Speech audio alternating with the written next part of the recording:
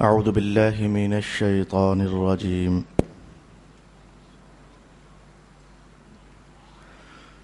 بسم الله الرحمن الرحيم. سبحان الذي أسرى بعبده ليلا من المسجد الحرام إلى المسجد الأقصى الذي باركنا حوله لنريه من آياتنا إنه هو السميع البصير. صدق الله مولانا العظيم. الصلاة والسلام عليك يا سيدي يا رسول الله. الصلاة والسلام عليك يا سيدي يا حبيب الله. الصلاة والسلام عليك يا سيدي يا شفيع المذنبين وعلى آلك وأصحابك يا سيدي يا رحمة للعالمين.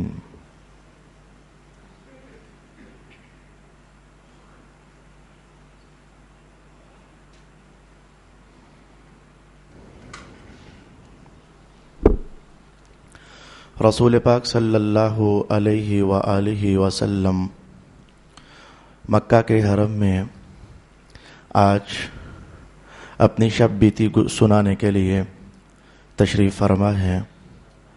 مکہ کے کافروں کو بھی یہ عجیب و غریب خبر جو معراج کے حوالے سے رسول پاک علیہ السلام نے ارشاد فرمائی تھی، اطلاع ان کو ہوئی تھی، وہ ازرہ مذاق، ازرو استہزاء، ازرو ٹھٹھا، بات کا بتنگڑ بنانے کے لیے وہ بھی رسول پاک صلی اللہ علیہ وآلہ وسلم کے اردا گرد اکٹھے ہو کر بیٹھ گئے. گزشتہ نشست میں یہاں تک تو کلام ہم نے سماعت کیا تھا کہ ایک بار اکیلے ابو جہل نے رسول پاک علیہ السلام کی وہ عظمت بری شب بیتی سنی اور ایسا اظہار دیا کہ جیسے میں انکار نہیں کر رہا، میں تو اقرار کر رہا ہوں کہ واقعی آپ اتنا لمبا سفر طے کر کے آئے ہو. بس میں تو چاہتا ہوں کہ میں قوم کے 2-4 بندوں کو بلا لوں تو اپنی یہ کہانی آپ انہیں بھی بتا دیں تو کتنا اچھا ہوگا. اور دل ہی دل میں شیطانیت اس کے خیالوں پر سوار تھی اور مذاق اور کفر کے سیاہ گھٹا ٹوپ اندھیرے میرے بھائی اس کے دل کا احاطہ کیے ہوئے تھے. وہ اپنے ہی مزاج میں کچھ اور سوچ رہا تھا تو اس نے آواز ماری، یا آلا فلاں، یا آلا فلاں، آلا فلاں. عربستان کے جو معروف 12 قبیلے تھے، ان 12 قبیلوں میں سے جو بھی اسے دستیاب ہو سکا اس نے بلا لیا اور کہا کہ یہ دیکھو یہ محمد کیا کہنا چاہتے ہیں.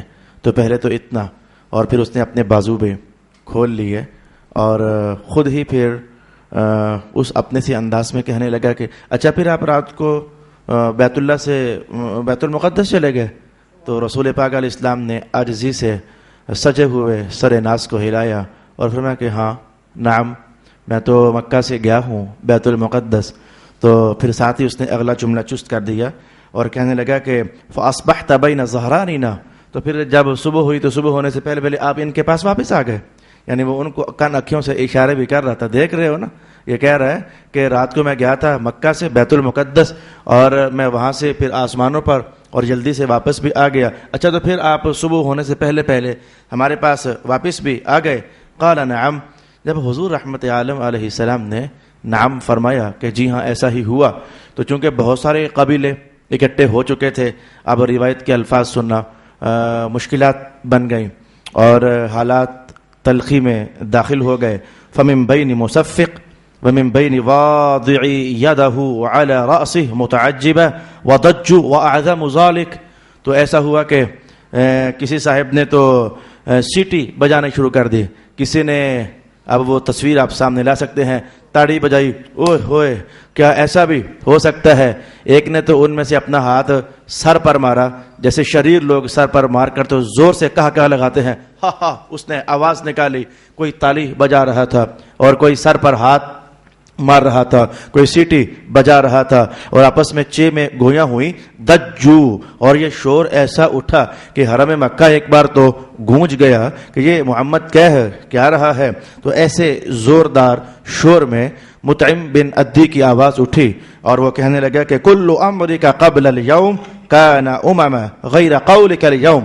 اس نے کہا کہ محمد آج سے پہلے تو ہم آپ کو ہر قول میں سچا جانا کرتے تھے، ہر بات میں کھرا پہچانا کرتے تھے، لیکن آج جو آپ نے بات کہی ہے اس بات کو تسلیم کرنے کو دل نہیں ہے، ذہن میں آ نہیں سک رہی ہے، خیالوں میں سما نہیں سک رہی ہے، دل ہے کہ بار بار انکار کرتا چلا جا رہا ہے. بس یہیں سے میں آپ کو ایمان اور کفر کا فرق بیان کرنا چاہوں گا. یہ سارے دانا جو مکہ والے جن کو سردار تسلیم کرتے تھے اور اپنا رہنما اور اپنی باتوں میں ان سے مشاورت کیا کرتے تھے، فیصلے ان سے لیا کرتے تھے، کچھ تو آخر وہ انہیں سمجھا ہی کرتے تھے نا. تو جو بات ان سب کو مل کر بھی سمجھ نہیں آ رہی تھی نا، وہ دیکھو شام کے راستے کوئی پھیری لگا کر آ رہا تھا تو کسی نے بھاگ کر کہا کہ ابو بکر آیا ہے، ذرا اس سے نہ پوچھ لیں کہ یہ کیا ایسا ممکن ہے. ابو جہل سب سے پہلے اٹھا اور جا کر کہنے لگا کہ اے ابو بکر، کوئی بندہ پہلے اس نے بات کو اور گھما کر کے کہنے لگا کہ مکہ سے لے کر بیت المقدس تک کا سفر ایک رات کے کچھ حصے میں کیا طے ہو سکتا ہے. ابو بکر نے وہ جو تاریخ چل رہی تھی کہ مہینہ بھر جانے کو لگتا ہے، مہینہ بھر آنے کو لگتا ہے، اسے ملحوظ خاطر کیا اور جواب دے دیا کہ نہیں، ایسا تو نہیں ہو سکتا. اب ابو جہل خوش تو ہوا کہ کام بنتا نظر آتا ہے اور ابو بکر بھی بات تو میری مان گیا ہے، تو ہولے سے اس نے کہہ دیا نہیں نہ ہو سکتا. کہا نہیں ہو سکتا. کہا تیرا یار محمد تو کہہ رہا ہے کہ میں رات کو گیا ہوں اور میں بیت المقدس سے ہو کر بھی آ گیا ہوں. ابو بکر نے جو جملہ بولا آدھا میں کئی بار آپ کو بتا چکا، لیکن آدھا میں آج آپ کو سبل الہدا کے حوالے سے بتانے والا ہوں. ابو بکر نے پہلے تو اتنا کہا، اچھا محمد نے کہا ہے، اگر انہوں نے کہا ہے تو پھر تو ایسا ہو سکتا ہے کہ پہلے یہ جملہ کہا. اور یہ میں نے آپ کو پہلے بھی کئی بار بتایا. ابو بکر کہنے لگے جملہ نمبر 2 جو انہوں نے کہا، کہنے لگے محمد تو وہ ہیں، اگر وہ بیت المقدس سے اس پار کہیں اور جہان کی بات بھی کہہ دینا میں ابو بکر اسے بھی ماننے کے لیے تیار ہوں. یہ میرے مصطفیٰ کریم صلی اللہ علیہ وآلہ وسلم کے اعجازات میں سے ایک معجزہ ہے اور ایک اعجاز ہے. میں نے کہا کفر اور اسلام کا فرق یہی ہوا کرتا ہے. آج بندہ عالم نہیں تھا، مفسر نہیں تھا، محدث نہیں تھا، کوئی بہت بڑا دانشور نہیں تھا، لیکن اللہ نے اسے ایک مقدس خیال نصیب کیا تھا. میری مراد ہے اعظم چشتی رحمت اللہ تعالی علیہ. انہوں نے اپنے نعتیہ کلام میں کہیں ایک موقع پر یہ ایک جملہ کہا تھا، اعظم جتھے دل لگ جاوے اتے عیب نظر نہیں آندے. میں کہوں گا یہ دانا بھلے مفسر نہیں تھا، محدث نہیں تھا، لیکن ان کے اس قول کی داستان کی حقیقت اور سچائی یہاں دیکھی جا سکتی ہے نا. ایک طرف مکہ کے دانا یہاں بیٹھے ہوئے ہیں اور ایک طرف وہ شام سے پھیری لگا کر آنے والا ابو بکر ہے. ادھر ایمان کا چمکارا ہے اور ادھر کفر کی سیاہی ہی ہے. رب کائنات نے جو عظمت کا عظیم پہلو آج محمد عربی صلی اللہ علیہ وآلہ وسلم کو عطا کیا، کافروں نے کہا سمجھ نہیں آتی، ابو بکر نے کہا سمجھ آتی ہے. مولا یہ راز کیا ہے؟ وہ کہ جو محمد کی نسبتوں کی مہک میں مہتاب دیا جاتا ہے، میرا مصطفیٰ آسمان کی پرے کی بات بھی کرے اللہ اس کی بھی سمجھ آتا فرما دیا کرتا ہے. سبحان الذی اسری بعبدہ لیلا من المسجد الحرام نحن نضرب اکباد الابل الى البیت المقدس مسعدا شہرا ومنحدرا شہرا. مطعم بن عدی نے کہا یار ہم تو ایک مہینہ لگتا ہے جاتے ہوئے اور ایک مہینہ لگتا ہے آتے ہوئے، اتنا بڑا کام. اور محمد آپ کہتے ہیں کہ انک اتیت فی لیلہ واللات والعزى لا اصدقک.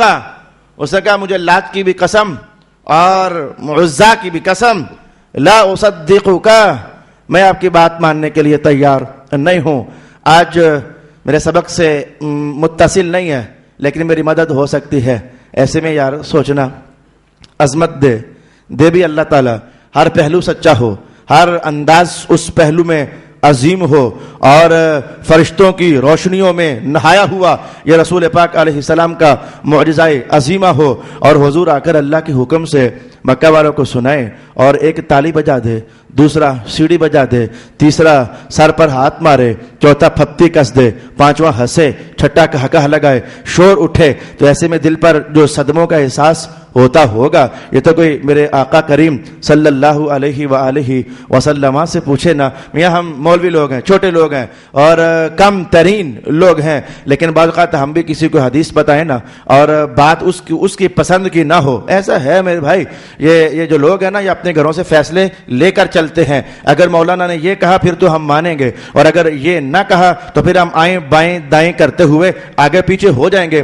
گجر خان میں 20 لوگ ایسے ہیں جو اس وجہ سے میرے ساتھ منہ بناتے ہیں کہ میں ان کے من کی بات نہیں کہتا ہوں اور میں ان کے دل کی بات نہیں کہتا ہوں. وہ ٹوٹے بھاگے نکلے اور مجھے آج تک ان کی فکر بھی نہیں ہے, پرواہ بھی نہیں ہے. میں تمہارا تھوڑا کھاتا ہوں, میں تو اپنے خدا کا کھاتا ہوں اور اپنے مصطفیٰ کریم علیہ السلام کا صدقہ کھاتا ہوں نا, تو بھلا میں تمہاری دہلیز پر سلامی کیسے دے سکتا ہوں. میاں ایسا ہوتا ہے کہ اگر من کی بات ہو گئی تو پھر تو سلام ہو گیا, اور اگر من کی بات نہ کہی گئی تو پھر اس کا انکار کر دیا گیا. تو اس نے کہا کہ ہمیں مہینہ جاتے ہوئے لگتا ہے. تو بات میں جو کہہ رہا تھا, تالیاں بجیں, سیٹیاں بجیں, سر پر تھپڑ اپنے لگائے گئے, چپت رسید کی گئی. ایسا کیسے ہو سکتا ہے؟ اب میں نے کہا جو کلام امام راضی نے کہا, دل کرتا ہے کہ امام راضی آپ ہمارے سامنے ہونا, یقین جانیے آپ کے قدم ہم چوم لیں. کتنا اپنے لفظ, وہ بات کہاں کی تھی, ملائی کہاں. ہاں جی, ادھر تو یہ 5واں سپارہ بنتا ہے اور ادھر یہ 22واں سپارہ بنتا ہے.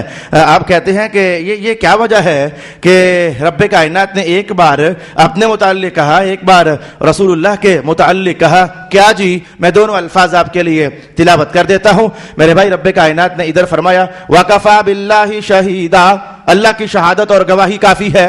اور ادھر فرمایا یا ایھا النبی انا ارسلناک شاہدا, اے نبی پاک ہم نے آپ کو گواہ بنا کر بھیجا ہے. یہ راضی کہتے ہیں یہ گواہی, یہ کیا سسٹم ہے؟ ادھر اللہ کہے میں بھی گواہ, ادھر کہے کہ محمد پیارے آپ بھی گواہ. یہ کیا گواہی ہے؟ تو امام فخر الدین رازی کا کلام تفسیر کبیر میں آج بھی پڑھا جا سکتا ہے, اور یہ 5ویں سپارے میں نہیں ہے, یہ 22ویں سپارے میں تفسیر کرتے ہوئے آپ نے نقل فرمایا ہے. آپ فرماتے ہیں کہ رب کائنات نے جو کہا نا کہ میں اللہ ہوں, تو اپنے اللہ ہونے پر اس نے اپنا مدینے والا حبیب گواہ بنا کر بھیجا ہے. اس کا اظہار ہے یا ایھا النبی انا ارسلناک شاہدا اے علی ربوبیتی, محبوب پیارے میں کہوں گا میں رب ہوں تو کوئی پوچھے نا گواہ, تو میں تجھے اپنی رب ہونے پر گواہ پیش کروں گا. اور آپ کہنا میں رسول ہوں اللہ کا, میں نبی ہوں اللہ کا. اگر آپ سے کوئی گواہی پوچھے نا تو آپ کہنا کہ وَكَفَى بِاللَّهِ شَهِيدًا, کوئی اور گواہی دے یا نہ دے, محمد کی نبوت کی گواہی کے لیے عرش والا خدا ہی کافی ہے. آج یہ جملہ کتنا میٹھا لگ رہا ہے. انہوں نے کہا لات کی قسم, عزا کی قسم, ہم نہیں مانتے. آسمان سے گویا آواز آئی, نہیں مانتے تو نہ مانو, محمد کی ہر عظمت کو ماننے کے لیے اور اس پر گواہی قائم کرنے کے لیے مصطفیٰ کا خدا ہی کافی ہے. وَكَفَى بِاللَّهِ شَهِيدًا, اللہ کافی ہے گواہی دینے کے لیے. کوئی مانے تو مانے, نہیں مانے تو نہ مانے. انہیں تب چڑی ہوئی تھی اصل میں, کل تک اصل میں ان کے خلاف کوئی بات آئی نہیں تھی نا. بات یہ تھی, آپ تاریخ جانتے نہیں ہو, سارے کہتے تھے محمد امین, محمد صادق, محمد امین, محمد صادق, یہ سچے بھی ہیں, امانت دار بھی ہیں, سارے تو کہہ رہے تھے.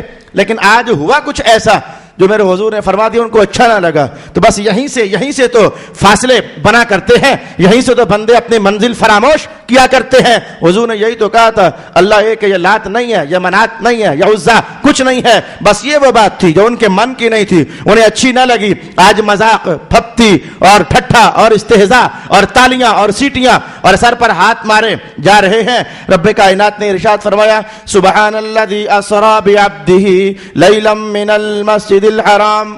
اچھا, جب یہ شور اٹھا تو ایک بندے نے کہا یار پتہ تو کرنا چاہیے کہ واقعی ان کی بات میں کتنی کچھ سچائی ہے. یہ جو کہتے ہیں میں بیت المقدس گیا, تو آپ کو پتا ہے کہ ہمارے تجارتی کاروان آج کل ادھر آ جا رہے ہیں, تو جس راستے سے گئے راستے تو وہی تھے, تو چلو ہم کچھ باتیں ان سے پوچھتے ہیں تو دیکھتے ہیں کہ یہ اپنے قول میں کتنے سچے ہیں. بھائی ظاہر ہے میں جو آپ سے کہوں کہ میں نے خواجہ غریب نواز کا مزار دیکھا ہوا ہے, تو جس نے آپ میں سے بھی دیکھا ہو تو وہ کہہ جی اچھا بتاؤ نا جی وہ کیسا ہے, میں بھی ہو کر آیا ہوں تو کیسا ہے. یا چھوڑو, میں اس سے بھی بڑی مثال, جو لوگ پرانے حج کر کے آئے اور جو نئے حج کر کے آئے, تو ملاقات ہونے پر پوچھتے ہو نا اچھا پھر وہ جو وہ زیارت ہے وہ کیسی ہے, ابھی تک ویسے ہی یا بدل گئی ہے؟ اچھا مسجد کی تعمیر پوری ہوئی ہے یا ابھی نہیں ہوئی ہے؟ وہ یار چھتریوں کا کام ہو رہا تھا, میں پچھلے سال گیا تھا تو وہ مکمل نہیں تھا, کیا ہوا ہے پورا یا نہیں ہوا ہے؟ تو ادھر کی باتیں پوچھی جاتی ہے نا. تو کہا کہ ایسا کرتے ان سے باتیں پوچھتے ہیں.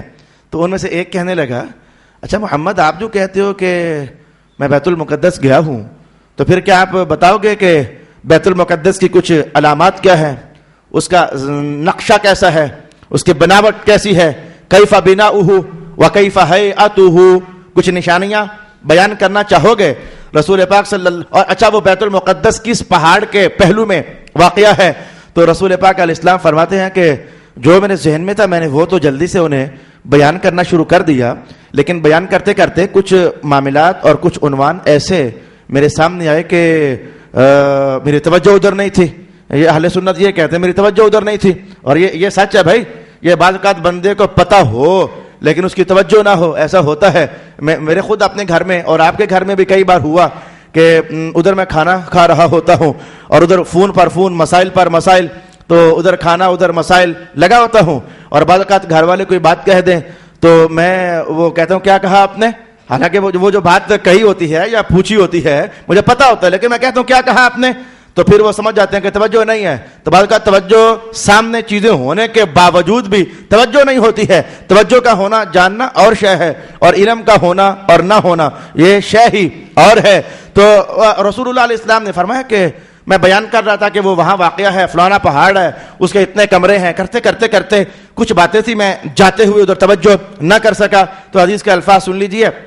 آپ فرماتے ہیں کہ فَقُرِبَ كَرْبًا مَا قُرِبَ مِثْلُهُ, فرماتے میرے دل پر ایک دم سے کوئی بوجھ سا آیا کہ اب جہاں تک میں بات پہنچا چکا ہوں, اگر اگلی بات میں نے نہ کہی تو یہ تو پھر سے شور ڈال دیں گے کہ ہاں کہاں کون سا بیت المقدس دے کر آئے ہو, ہم جس بیت المقدس کو جانتے ہیں وہ تو ایسا ہے, تو آپ تو وہ بیان نہیں کر سک رہے ہو. فرماتے ہیں بڑا صدمہ سا ہوا کہ اب میں کیا بیان کروں, میں نے تو جاتے ہوئے توجہ نہیں کی تھی, لیکن یہ دیکھو رب کائنات نے جو اتنی بڑی عظمت عطا فرمائی تھی, اس کے بعد جو مختصر درجے کی عظمتیں ہیں ان کا اظہار کر دینا کیا مشکل تھا. رسول پاک علیہ الصلوۃ والسلام, ایک بات وہ ہے جو آپ نے پہلے سنی ہے, لیکن وہ بات اس طرح نہیں ہے, بات تھوڑی سی ذرا اور طرح ہے. میں جو آپ نے پہلی سنی ہے میں وہ بھی آپ کو سنا دیتا ہوں, اور جو بات ذرا اور طرح ہے میں وہ بھی آپ کے سامنے لے آتا ہوں. جو بات آپ نے سنی وہ نقل فرمائی ہے علامہ یوسف نبہانی نے الجواہر البہار میں, آپ نے نقل فرمائی.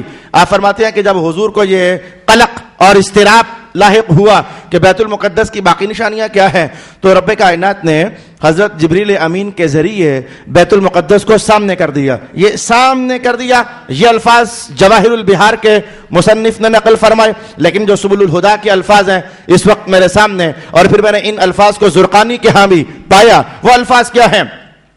قال رسول اللہ صلی اللہ علیہ وسلم فجیء بالمسجد, جی ابل مسجد. یہ جو اہل علم احباب تشریف فرما ہے وہ جانتے ہیں جاء یا جیء کا معنی کچھ اور ہوتا ہے, اور جب اس کا صلہ با کے ساتھ آ جائے تو پھر اس کا معنی کچھ اور ہوتا ہے. میں بتا دیتا ہوں, دونوں معانی بتا دیتا ہوں. تھوڑی دیر پہلے میں مسجد میں داخل ہوا تو آپ میں سے کوئی اس کو بیان کرے گا تو کہے گا جاء خطیبنا, ہمارا خطیب آ گیا. جاء صرف جاء ہو تمہارا ہوتا ہے خطیب آ گیا. اور اگر میری کتابیں میرے ہاتھ میں تھیں, آپ ساتھ یہ بیان کرنا چاہو کہ ہمارا خطیب آیا اور کتابیں ساتھ لے کر آیا, اب آپ جاءنا خطیبنا نہیں کہو گے, آپ کہو گے جاءنا خطیبنا بکتبہ, یہ بے یہ ساتھ بولو گے. اس کا معنی ہوتا ہے شے کو لانا, ایک ہے آنا, ایک ہے شے کو لانا. تو جاء کے بعد جب بے آ جاتی ہے تو اس کا معنی ہوتا ہے شے کو لانا. حضور فرماتے ہیں جب مجھے پریشانی ہوئی نا تو پتہ کیا ہوا, فجیء بالمسجد, یہ با استعمال ہوا. فرمایا کہ رب کائنات نے وہ بیت المقدس وہاں سے اٹھا کر تمہیں محمد سے قریب رکھ دیا نا. حضور نے اس کو بیان کیا وَوُضِعَ دُونَ دَارِ عَقِیلٍ, اور یہ جو دار عقیل تھے، عقیل والوں کے گھر تھے، رب کائنات نے بیت المقدس اٹھا کر ان گھروں سے بھی قریب میرے سامنے رکھ دیا. او کما قال النبی صلی اللہ علیہ وسلم. اب حضور نے فرمایا ہاں بھائی پوچھ، تو کیا پوچھتا تھا؟ ہاں بھائی تیرا سوال کیا ہے؟ ہاں بھائی تیرا سوال کیا ہے؟ اس نے کہا دروازے کتنے ہیں؟ وہ 1 2 3 4 5 6 اتنے دروازے ہیں. اس نے کہا کھڑکیاں کتنی ہیں؟ حضور تو دیکھ رہے تھے. وہ 1 2 3 4 5 6 اتنے کھڑکیاں ہیں. اب وہ سوال پوچھتے جا رہے تھے اور ادھر مصطفیٰ جواب دیتے چلے جا رہے تھے. یہ ایک اظہار ہے ان میں سے جو رب کائنات نے کہا تھا لِنُرِيَهُ مِنْ آيَاتِنَا. آج کچھ بھی ہو نا، رب اپنے محمد کے بڑی نشانیاں دکھانے والا ہے. ان نشانیوں میں سے ایک یہ بھی تو تھی، ان نشانیوں میں سے ایک یہ بھی تو تھی. میاں اس پر محدثین نے ایک بحث اٹھائی، باریک سی بحث ہے. وہ بحث یہ اٹھائی کہ چلے میں اس کو پلٹا کر کہتا ہوں. جب کسی زمانے میں نے آپ کو یہ عنوان سنایا تھا تو یہ حدیث میں نے نہیں کہی تھی، آج میں کہہ دیتا ہوں، آج میری بحث کا حصہ بھی ہے. عنوان اہل سنت کے ہاں یہ چلتا ہے کہ اللہ رب العالمین نے جو کمالات، جو خوبیاں، جو عظمتیں، معجزات پہلے نبیوں اور رسولوں کو عطا کیے ہیں تو وہ ان سے بڑھ کر رسول پاک صلی اللہ علیہ وسلم کو عطا فرمائے. ان سے بڑھ کر، وہ تو دیے ہی دیے لیکن ان سے بڑھ کر. اچھا ایک مفسر نے یہ سوال اٹھا دیا کہ سلیمان علیہ السلام تو وہ تھے کہ جن کی خاطر 19واں سوارہ بول رہا ہے، جن کی خاطر رب کائنات نے وہ بطور کرامت بلقیس کا تخت اٹھا کر کے تو ان کے سامنے کر دیا تھا. یہ تو نص قرآنی ہے، اس کا انکار نہیں کیا جا سکتا. 19 سوارے کے آخری پاؤں میں سے پڑھا جا سکتا ہے. تو سلیمان پیغمبر کے لیے تخت اڑایا گیا اور اڑا کر کے تو ان کے دربار میں پہنچا دیا گیا. تو کچھ ایسی بات کیا تمہارے آقا میں نظر آتی ہے؟ کیا کوئی ایسی مثال تمہارے آقا کے سامنے کبھی پیش ہوئی ہے؟ تو وہاں محدثین نے کہا تھا وہ تو ایک تخت تھا، چھوٹا سا تھا، کتنا کوئی بڑا ہوگا، وہ تو تخت ہے. ہمارے آقا کی شان تو یہ ہے کہ رب کائنات نے بیت المقدس پوری کی پوری اڑا کر محمد عربی کی نگاہوں کے سامنے فرما دی ہوئی تھی. سبحان الذی اسری بعبدہ. اچھا میں کہوں گا بیت المقدس بھی کتنا کو بڑا ہوگا؟ ایک سوال ہے، بیت المقدس بھی کتنا کو بڑا ہوگا؟ میں اس سے بھی ایک بڑی کہانی آپ کو سنا سکتا ہوں. جس سال حج فرض ہوا تو رسول اللہ علیہ السلام نے خود حج اس سال نہ فرمایا.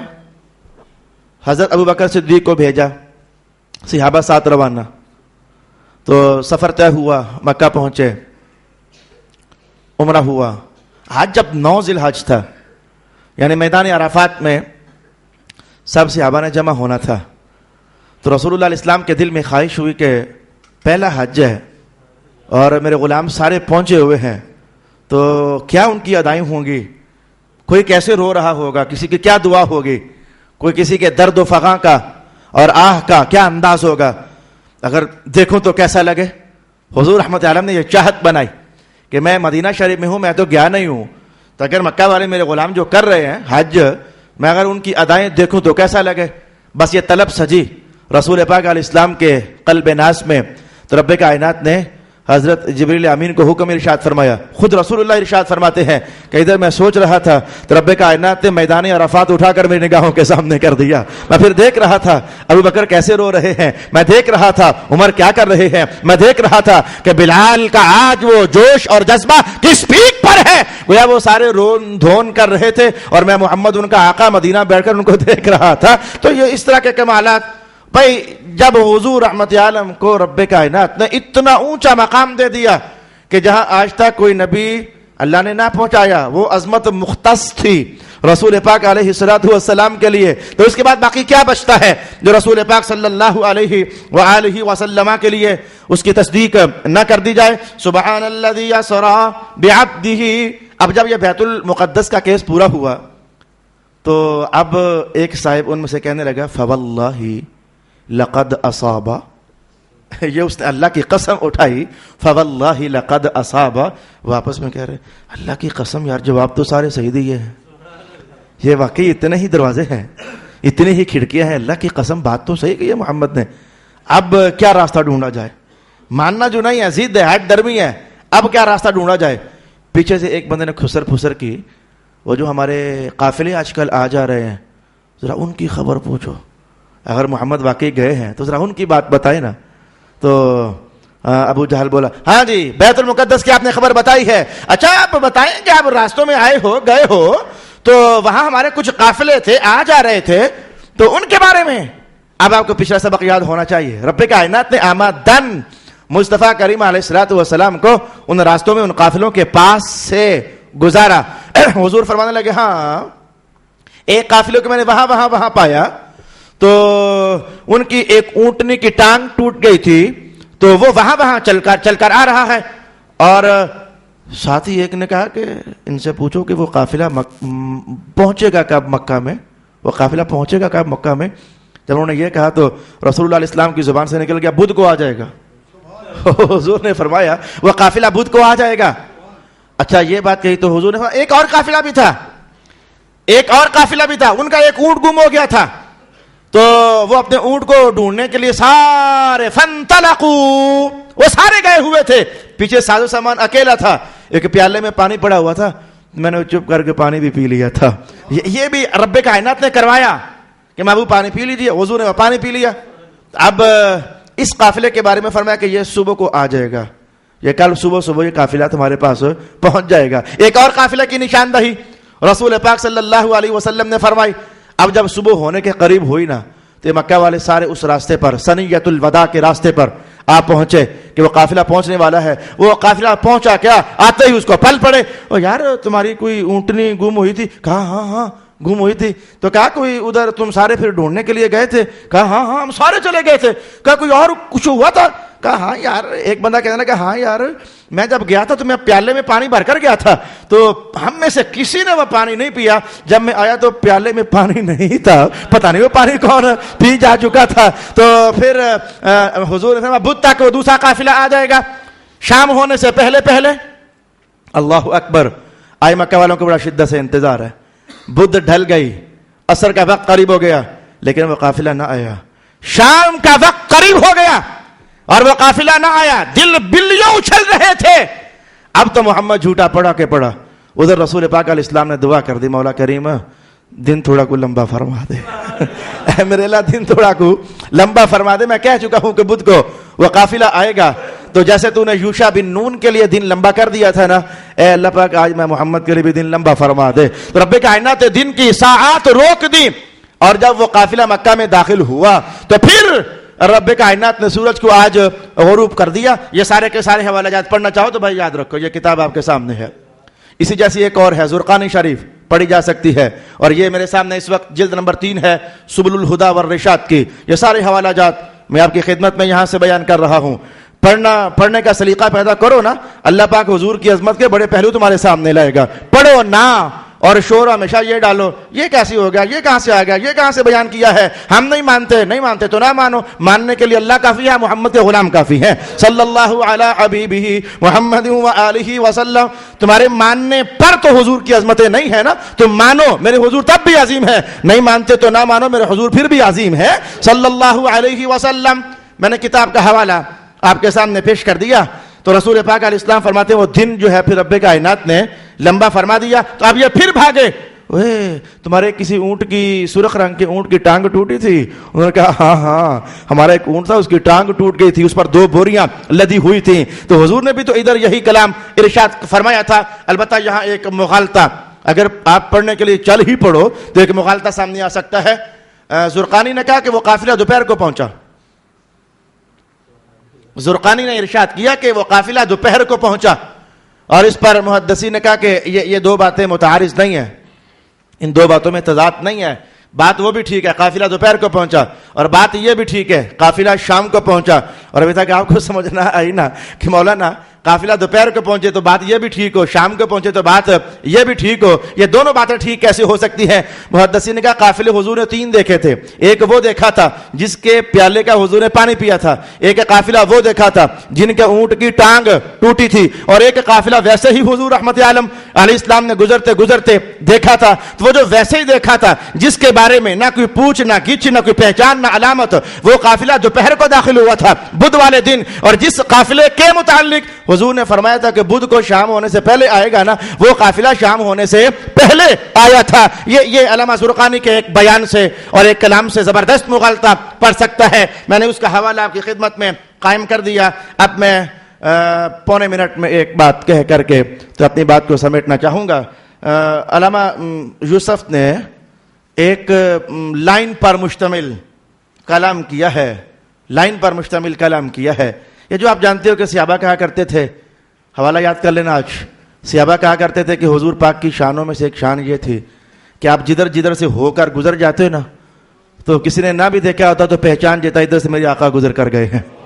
وہ خوشبو کی ایک مہک کی جیسے دھار بندہ پیچھے چھوڑتا جاتا ہے، تو کچھ اس طرح کا احساس وہ سن لیجئے. وہ معراج کے تحفوں میں سے ایک تحفہ ہے. انس فرماتے ہیں قال كان رسول الله صلى الله عليه وسلم منذ أسري به ريحه ريح عروس وأطيب من ريح عروس. حضرت انس فرماتے ہیں جس شب حضور واپس آئے تھے نا، تب سے پھر آئندہ ایسے ہونا شروع ہو گیا کہ حضور کے جسم ناز سے ایسی خوشبوئیں آیا کرتی تھیں جیسی شادی والی رات دلہنیں خوشبوئیں استعمال کرتی ہیں، تو اس طرح کی خوشبوئیں حضور کے بدن سے آیا کرتی تھیں. بلکہ آپ نے پھر کہا نہیں یہ میں کچھ کم کہہ گیا ہوں، کہ وَأَطْيَبُ مِن رِّيحِ عُرُوس، نہیں دلہا جتنے خوشبو نہیں. رب کائنات نے حضور کو دلہوں سے بھی زیادہ خوشبو عطا فرما دی تھی. یہ اس رات کے تحفوں میں سے ایک تحفہ تھا جو کہ رب کائنات نے رسول پاک صلی اللہ علیہ وآلہ وسلم کے نام کر دیا تھا. وآخر دعوانا الحمد للہ رب العالمین.